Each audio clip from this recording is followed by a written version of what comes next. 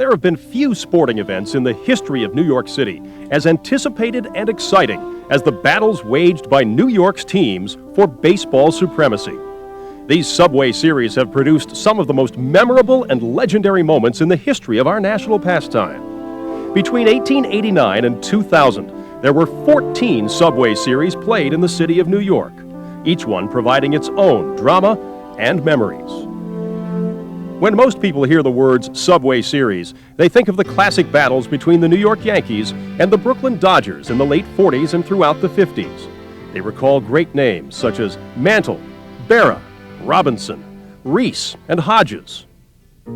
The first Subway Series, however, took place way back in 1889 and pitted the New York Giants of the National League against the Brooklyn Bridegrooms of the Old American Association. In this series, the first team to win 6 games would be declared the winner. Brooklyn took 3 of the first 4 games, but then the Giants, led by star Monty Ward, took 5 games in a row to win the championship. And thus the tradition of Brooklyn losing in the World Series was born. It would be another 75 years before a Brooklyn club broke this losing tradition. The first Subway Series in the modern era took place in 1921. And pitted John McGraw's New York Giants against the New York Yankees of Miller Huggins and Babe Ruth. At the time, both teams played their home games at the historic Polo Grounds. The Yankees was always first because they had so many great ball players on there and they won so many great pennants, and the Dodgers was second because they played them so much, and I think the Giants was last. And the reason for that is that we only won maybe 1 or 2 World Series, 51 and 54, but the Dodgers and Yankees won in between there, and they won more games in the World Series than us. So when you talk about the 3 teams, I think you have to put them in that respect. The Yankees, the Dodgers, and then come the Giants. Then in the series, when that would come about, if it came about, and it did many times during my era with the Dodgers against the Yankees, I was never successful against them because I was too busy throwing home runs to Yogi Berra and Hank Bauer and Nelson Howard and guys like that. When Billy Lowe said that important statement, he says, "Billy, how do you think the World Series is going to go this year?" He says, "The Yanks in 6, and we were playing the Yankees." Now that's pretty bad when your own pitcher staying Yankees at 6. So those are things we have to overcome, really.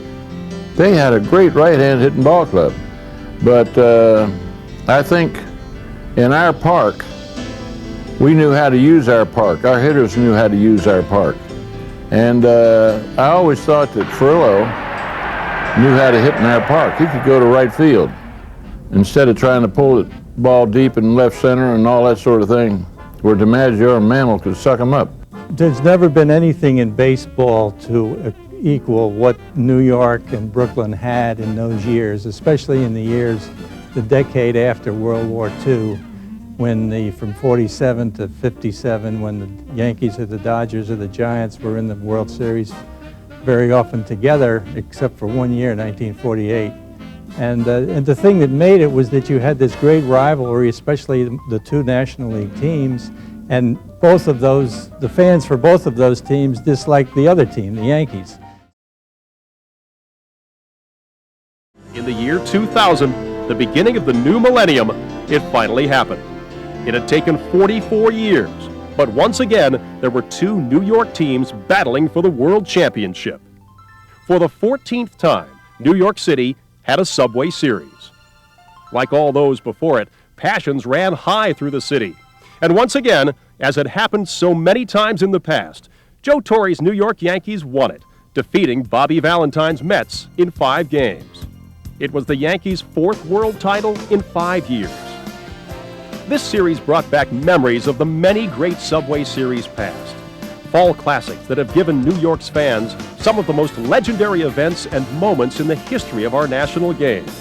And throughout over a century of baseball history, there were 14 Subway Series played in the city of New York, each one providing its own drama and memories. Only in New York.